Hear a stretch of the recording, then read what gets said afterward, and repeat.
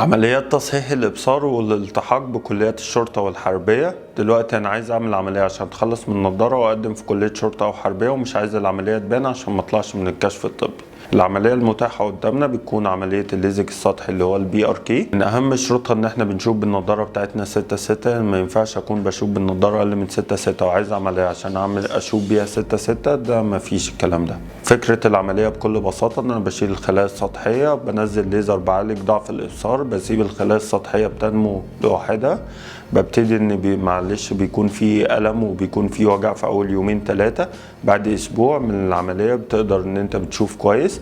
بنبتدي بعد اسبوعين تقدر تقدم في اي حاجة، وان شاء الله بنسبة 90% مش هتبان. طيب هي العملية ممكن تبان لو انا هقعد على جهاز اشعة اسمه بنتاكام، وممكن تبان يعني انت وحظك. بس هي الفكرة لو انا ما عملتش العملية فانت اوريدي هتطلع من قبل ما تدخل.